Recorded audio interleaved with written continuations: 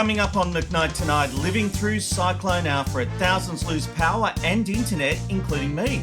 I'll have the latest developments. Donald Trump causing chaos around the world. Just how will his latest decisions affect the war in Ukraine and our relationship with the US? Dave Hughes doesn't see the funny side. See why he kicked some women out of his comedy show. And it's the flying car taking the internet by storm. But is it too good to be true? McKnight Tonight. McKnight Tonight.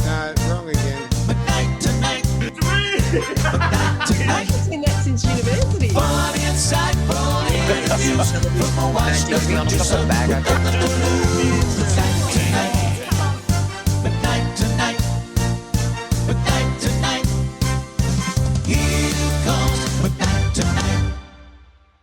Hello and welcome to McKnight Tonight. Well, what a wild ride it's been this weekend here on the Gold Coast. While the effects of Cyclone Alfred weren't that bad, we lost power for 24 hours and the internet still isn't working.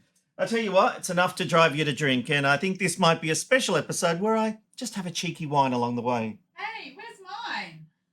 Oops, coming right up, my dear. Better. So that's why we weren't able to go live last night and why we've had to pre-record this episode and upload it to the various social media platforms instead of streaming live. Our power returned at around 10 p.m. last night, but we have no home internet. In fact, I'm using my mobile data to upload this episode.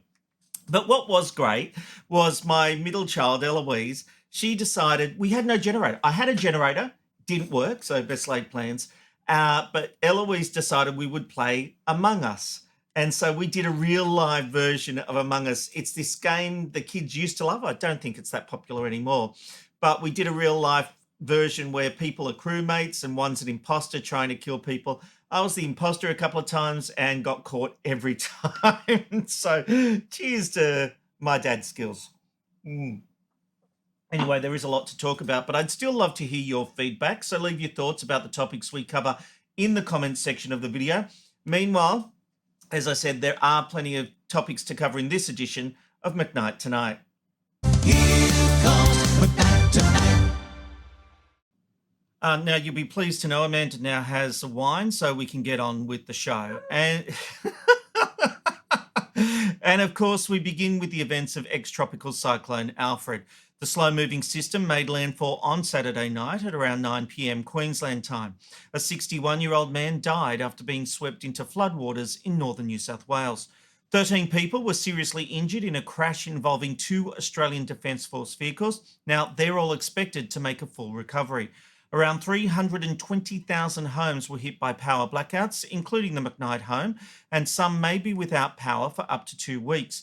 Flash flooding is impacting Brisbane, with the city recording over 150 millimetres since 9 a.m. yesterday. Schools will be open from tomorrow on a case-by-case basis, depending on power and damage, except for the Gold Coast, where schools will remain closed. Buses will resume tomorrow in a limited capacity, except on the Gold Coast, where no buses will run. Now, on the whole, I think the leadership and coverage of what is now ex-tropical Cyclone Alfred was superb. But there's always someone who needs to go against the pack and try to find a different angle. And Hayden Johnson at the Courier Mail, well, he was just that person. In an article titled, "David Crisafulli Risks Hard-Earned Respect by Dodging One Question," Johnson complained the Queensland Premier was not outright telling people what to do, instead opting to give people the information and, heaven forbid, let them make up their own minds. In fact, the subheading said it all, really. Can I go get a coffee? Can I go grocery shopping? Can I start living my life again? Premier, you need to answer these questions and you need to answer them now. Oh, for God's sake. Let's just say, also, what I did like, the comments on this article were not on the author's side, embarrassingly so. During COVID, many people complained the governments around the nation were spending too much time telling us what to do. This time they're complaining, or one person, one journo looking for an angle, is complaining the Premier of the state is treating us like adults. If that's the biggest issue to come out of this cyclone, then you know what? I think we're doing fine. Here comes McKnight Tonight. Now, while David Crisafulli has mostly been praised for his leadership, Peter Dutton has come under scrutiny for leaving his home state of Queensland to attend a fundraiser in Sydney on Tuesday night. Earlier that day, the federal opposition leader held a press conference in Brisbane providing an update on the cyclone. Already a very significant effort underway from emergency services and from police and those who are coordinating the response to what is certainly tracking to be a very major event for Queensland. Yeah, well, it is a major event for Queensland, but that didn't stop him from then flying to Sydney to attend the fundraiser at the mansion of Justin Hems. The paper also reports that on Wednesday morning, Dutton called into Brisbane 4BC Radio to talk about, what else? Tropical Cyclone Alfred. But maybe sensing his absence could be a political issue, apparently Peter Dutton made the decision to pull out of 2 Liberal Party events in Melbourne. The SMH reports the decision was made before that AFR article was published. The SMH also reports Treasurer Jim Chalmers said the opposition leader left a cyclone briefing early on Tuesday, and we have to presume that was to travel to Sydney. So, is this an issue? You know, at first I thought it was when some posts on social media claimed Dutton had criticised the PM about possibly calling an election this weekend, which we all know he didn't. But Dutton didn't actually do that. He basically said it wouldn't be a great idea when he was asked about it. And while I don't think this is a major issue, it was days before the cyclone was due to hit. And I don't think it's a great look for the man who wants to be the next leader of our country. Now, Australia certainly didn't like the fact Scott Morrison was in Hawaii when we had bushfires, and Dutton needs to make sure he's not leaving himself to that comparison. Dutton is not really in a position to make decisions on how the government responds to the fallout of the cyclone. So it doesn't really matter if he's in Queensland or not. But it's not a great look, especially when his electorate's here. And it leads to Labor being able to make statements like this. I think it's pretty surprising that at the time Peter Dutton's own community was filling sandbags, he was filling Liberal Party money bags. How long did he spend working that line? I mean, seriously, I hate that crap. They spend more time working on lines than they do helping people. Sandbags, money bags. But you know what? What's not helping Dutton's case is the fact that he would have absolutely gone on the attack if the roles were reversed. So that might be fair enough, but it means he has to cop it when he's made a bad call. And he made a bad call here. The smart move would have been to stay in his state, especially considering, once again, his electorate is in the firing line. That is called leadership. And speaking about leadership, where has Gold Coast Mayor Tom Tate been? Well, instead of leading operations on the Gold Coast, he's been in Las Vegas.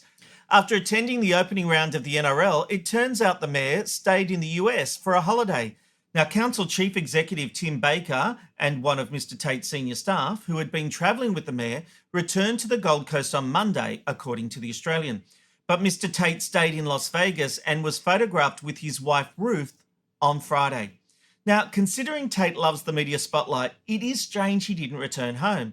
And that's because, according to a spokesperson, he has tried to get home. One of the flights he booked was cancelled and another flight has been delayed 3 times. Sorry, but I'm calling bullshit on this one. I think it's fair enough Tom Tate decided to have a holiday on the back of his official trip. No dramas at all. But as soon as this cyclone started developing, he should have returned home. I refuse to believe he couldn't get a flight, especially considering it was a justifiable expense for the Gold Coast City Council to pay for. And I will say, it's simply because they made the decision too late. On the Gold Coast, I've got to be honest, earlier last week, I was thinking, we're going to be fine. But I'm not the leader of the Gold Coast. You don't take chances. The moment there's a whiff of a natural disaster, you've got to get back. Tate is usually a media master, but this time he has completely got it wrong. No matter where you are in the world, the mayor of a city has to be back for a cyclone. It's your job to get back here and be a leader. As I said, we didn't know the impact, but it was impacted nonetheless, and we are missing our leader. We have a leader missing in action. Here comes McKnight Tonight. Okay, we won't be needing that. It's time for Rob's rant. And you know what? I always think this segment is like having dinner with friends and just chewing the fat and getting stuff off your chest. So let's do that. Grab a drink and join me. This week, subscriptions. More importantly, cancelling subscriptions. So I didn't call. I went to cancel a policy with the NRMA this week. Got online and could not find anywhere where I could cancel the policy. No, it turns out you have to call them. I can take the subscription out, I can take the policy out online, but to cancel it, I've got to call them. I was on hold for an hour 20 before I could speak to someone. To say I was annoyed, to say I was frustrated would be an understatement. Now look, the NRMA actually does provide good service. I don't have a problem with that. But this was outrageous. I think there needs to be a new rule. If you allow subscriptions or policies to be taken out online, you should be able to cancel them online. The same goes at News Corp. If you take out a Daily Telegraph Courier Mail subscription, the only way you can cancel that subscription is to call them up. Now, I know why it is. You know why it is. It's so they can try and talk us out of cancelling. Oh, why? Can we do anything? Can we give you a few extra weeks? We know why they do it. But it's still not good enough. The government actually needs to step in here and say, if you allow people to take out policies or subscriptions for anything online, then they can cancel online. And the second thing is there can't be an automatic renewal when you're signing up. Like if you take out a yearly subscription, you know, all these companies where you have a yearly subscription and then a year later you come and you get done and you go, oh, I didn't cancel that. No, you should opt in to have a renewal. It shouldn't be something that you have to sign up and then cancel. If your business model relies on tricking people into renewing their subscriptions, then you don't have a business model. What you have is a con. Here comes McKnight Tonight. Well, what a crazy week it's been in world politics, and that is putting it mildly. Things kicked off with a bang with that bizarre meeting between US President Donald Trump and Ukrainian President Volodymyr Zelensky. We're trying to solve a problem. Don't tell us what we're going to feel. I'm not telling you. Because you're in no position to dictate that. Remember this. You're in no position to dictate what we're going to feel.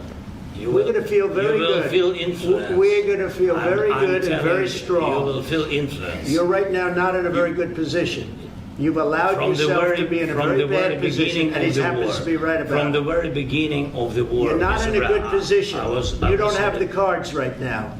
With us, you start having I'm not playing cards. Right now, you don't. You're playing cards. Mr. President. You're playing I'm very cards. serious. You're gambling with the lives of war. millions of people. You're gambling with World War III. What do you think You're gambling with World War III.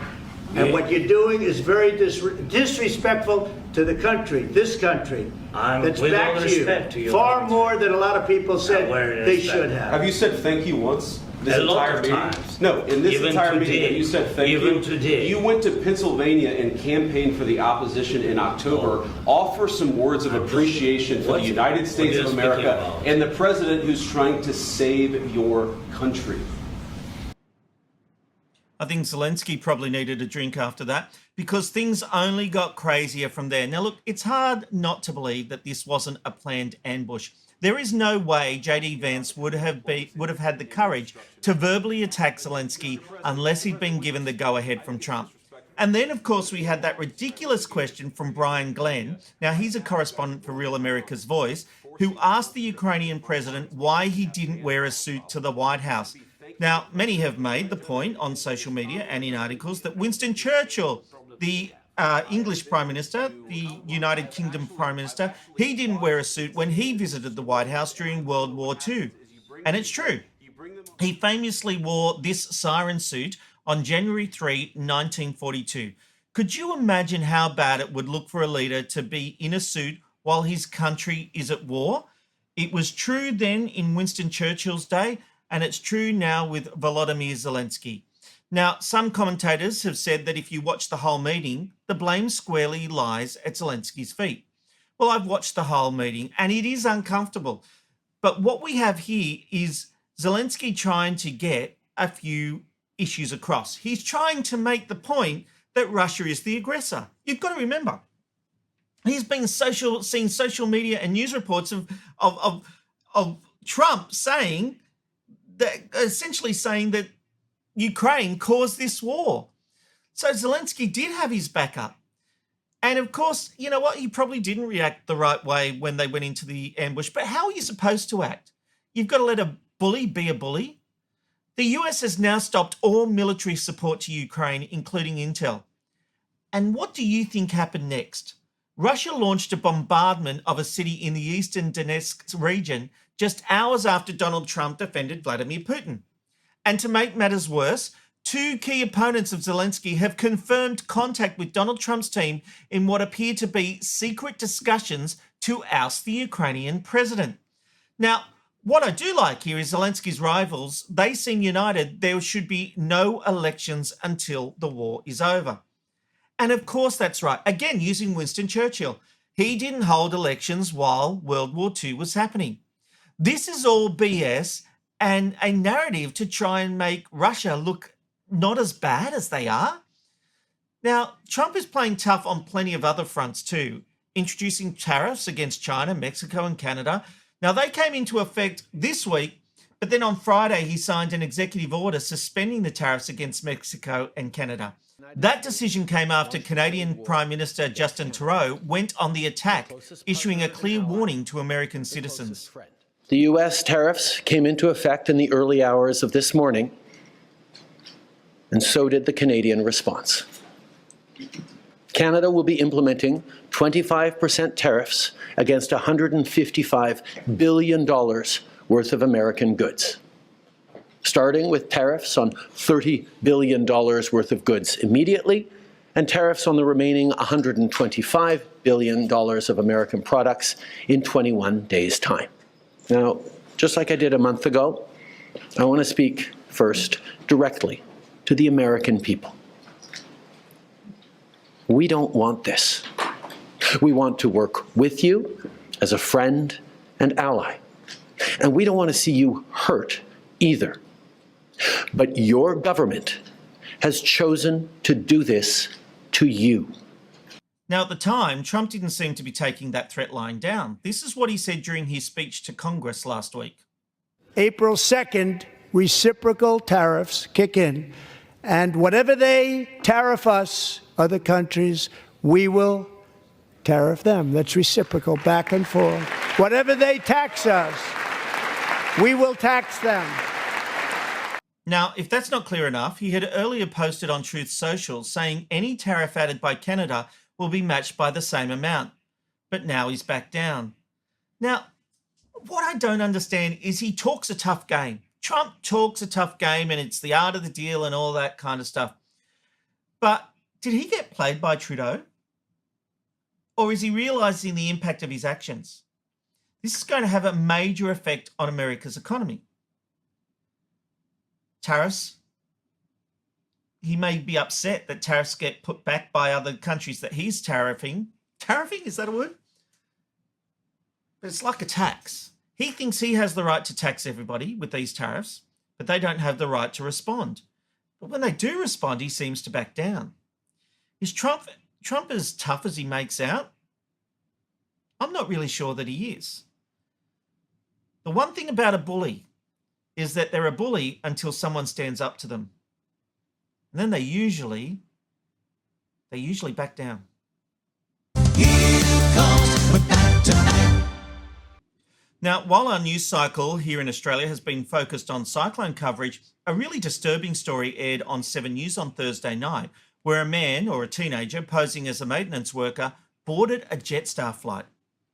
A chokehold in the galley. This is the moment a young man with a shotgun is stopped by a passenger and a Jetstar captain. Just passenger with a gun. The remarkable incident happening at Avalon Airport this afternoon. The plane was about to take off to Sydney. 7 News understands he may have climbed an airport fence.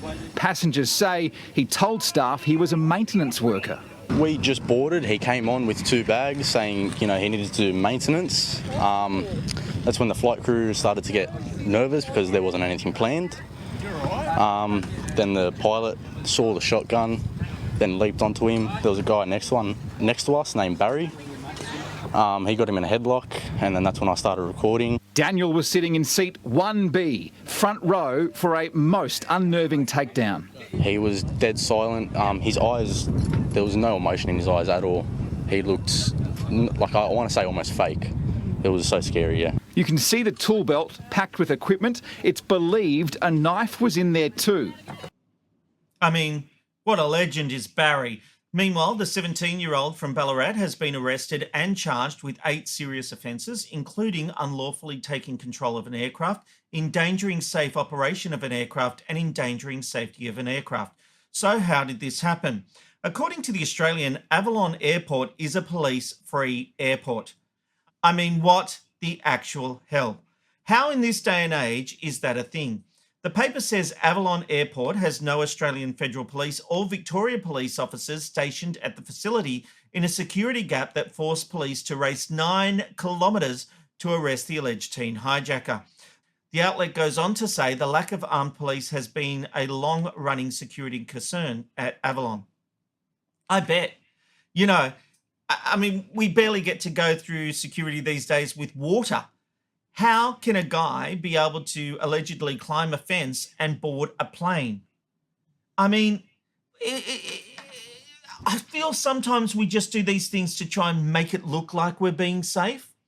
You know, we put everyone through this rigmarole. Oh, we couldn't use silver cutlery on planes for a while, and, you know, like you can't take your water through, or aerosols and all that kind of stuff. Meanwhile, we literally don't have the AFP at an airport in this country that flies to Sydney, Melbourne, and other major destinations. All I can say is thank God people like Barry exist in this world. I mean, we've got the millennials or the younger ones that'll film it. Meanwhile, people like Barry will get in there and they will do the job. Here comes McKnight Tonight. Well, comedian Dave Hughes showed his serious side at a recent comedy gig in Adelaide when he ejected some women from his comedy show for talking. Here's the story from 7 News. All right, so that's it. No, I'm sorry, it's my show. So, you cannot do that. You have to shut up. So, all right, so you talk one more time around. All right, that's it. All right, seriously, this is ridiculous. This is just a lesson for anyone. So, all right, you don't shut up, that's it. All right. But why do you talk again? Because I know guys are annoying, but you understand, from the front, when someone's speaking like that, it's so distracting, and they run around them, it's the height of rudeness. So, and you're teaching...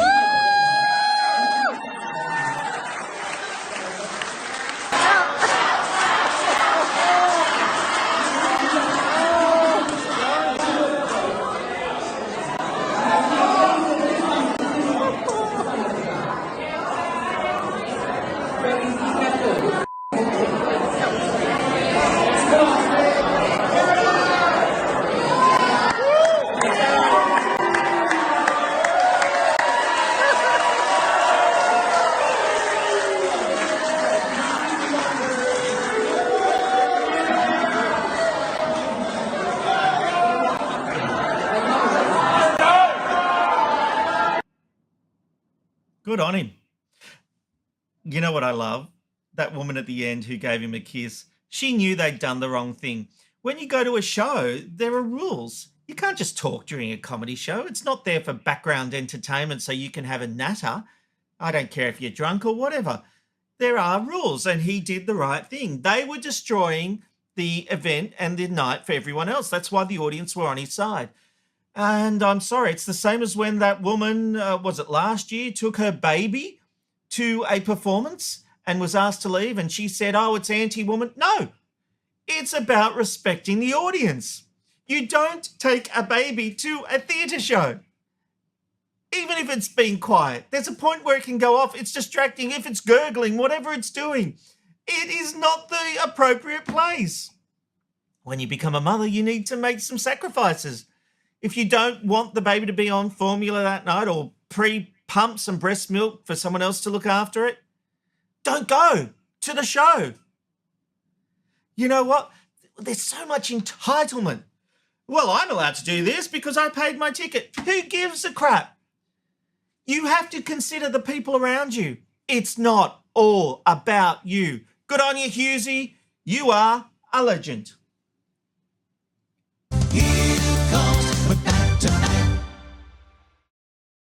Okay, before we wrap up tonight, let's bring you some back-end quickie, short news items from around the globe. This first one is proof some people have way too much money. A Cheeto shaped like a Pokemon character has sold at auction for a total cost of $87,840. The Huffington Post reports the Golden Auction House described the snack as presented as a 3-inch long flaming hot Cheeto in the shape of the Pokemon Charizard. I don't know what that is. It's affixed to a customized Pokemon card and encapsulated in a clear card storage box. It was initially discovered and preserved sometime between 2018 to 2022 by First and Gold Collectibles. And if, like me, you're not a Pokemon fan, this is the character they think the Cheeto looks like. Okay. Do you have the full frame pic again, Amanda? Can we see the difference between the two? So that's what they think it looks like. Yeah, maybe, I guess. Yeah.